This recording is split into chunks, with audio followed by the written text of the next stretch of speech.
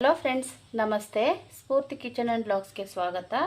ಇವತ್ತಿನ ರೆಸಿಪಿ ಬೇಕ್ರಿ ಸ್ಟೈಲ್ ಗುಲಾಬ್ ಜಾಮೂನ್ ಮಾಡೋದು ಹೇಗೆ ಅಂತ ನೋಡೋಣ ಬನ್ನಿ. ನೋಡಿ, ಮೊದಲಿಗೆ ಗ್ಯಾಸ್ ಮೇಲೆ ಒಂದು ಬಾಣಲೆ ಇಟ್ಕೊಂಡಿದ್ದೀನಿ. ಅದಕ್ಕೆ ಈ ಕಪ್ಪಲ್ಲಿ 3 ಕಪ್ ಆಗೋಷ್ಟು ಸಕ್ಕರೆ ತಗೊಳ್ತಾ ಇದ್ದೀನಿ.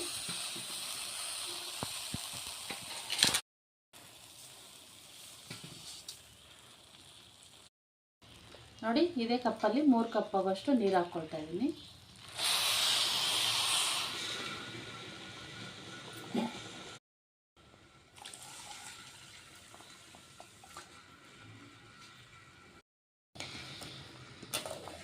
ನೋಡಿ, ಪಾಕ ಮಾಡ್ಕೊಡೋಣ. ಜಾಮೂನ್ಗೋಸ್ಕರ ಇದು ಅಂಟು ಪಾಕ ಬಂದರೆ ಸಾಕು.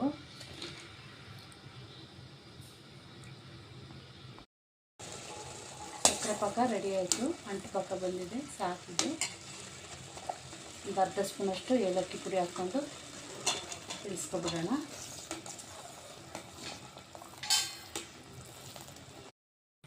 ನೋಡಿ, ಒಂದು 300 ಗ್ರಾಮಷ್ಟು ಕೋವಾ ತೊಗೊಂಡಿದ್ದೀನಿ. ಅದಕ್ಕೆ 1 ಕಪ್ ಆಗೋಷ್ಟು ಮೈದಾ ಹಿಟ್ಟು ತೊಗೊಂಡಿದ್ದೀನಿ.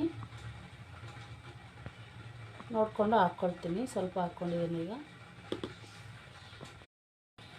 ನೋಡಿ, ಒಂದು 1/4 ಟೀ ಸ್ಪೂನಷ್ಟು ಸೋಡಾ ಹಾಕ್ಕೊಳ್ತಾ ಇದ್ದೀನಿ. ಬೇಕಿಂಗ್ ಸೋಡಾ ಇದು.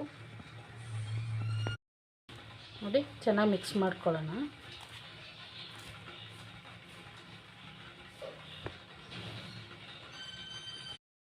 ನೋಡಿ, ಇನ್ನೊಂದು 2 ಸ್ಪೂನಷ್ಟು ಮೈದಾ ಹಾಕ್ಕೊಳ್ತಾ ಇದ್ದೀನಿ.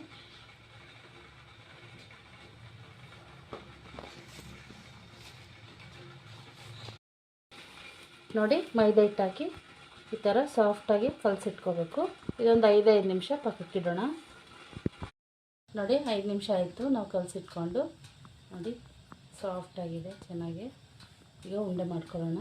ನಿಮಗೆ ಯಾವ ಸೈಜ್ ಬೇಕೋ ಆ ಸೈಜ್ ಮಾಡ್ಕೊಳ್ಳಿ. ನೋಡಿ, ಈ ಥರ ಕ್ರ್ಯಾಕ್ ಬರದೇ ಇರೋ ಥರ ಉಂಡೆ ಮಾಡ್ಕೊಳ್ಳಿ.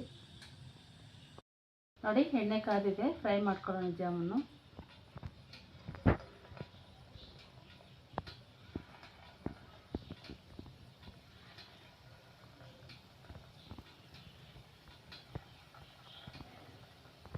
ಹಾಕಿದ ತಕ್ಷಣ ಸ್ಪೂನ್ ಹಾಕಕ್ಕೆ ಹೋಗ್ಬೇಡಿ.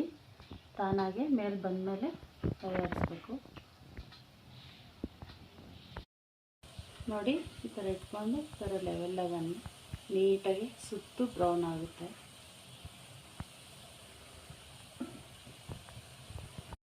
ನೋಡಿ, ಫ್ರೈ ಆಯಿತು ಜಾಮೂನು. ತೆಗೆಯೋಣ. ಈಗ ಸಕ್ಕರೆ ಪಾಕದಲ್ಲಿ ಹಾಕ್ಕೊಳ್ತಾ ಇದ್ದೀನಿ.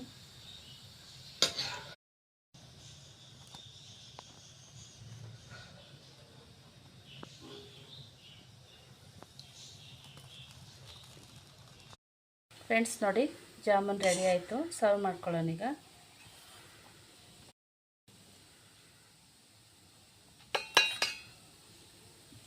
ತುಂಬ ಚೆನ್ನಾಗಿ ಬಂದಿದೆ. ನೋಡಿ, ಒಂದ್ಸರಿ ಟ್ರೈ ಮಾಡಿ. ಫ್ರೆಂಡ್ಸ್, ನೋಡಿ, ರೆಡಿ ಆಯಿತು. ಬಾದಾಮಿಯಿಂದ ಗಾರ್ನಿಷಿಂಗ್ ಮಾಡ್ಕೊಂಡಿದ್ದೀನಿ. ನಮ್ಮ ರೆಸಿಪಿ ಇಷ್ಟ ಆಗಿದರೆ ಲೈಕ್ ಮಾಡಿ, ಶೇರ್ ಮಾಡಿ, ಸಬ್ಸ್ಕ್ರೈಬ್ ಮಾಡಿ.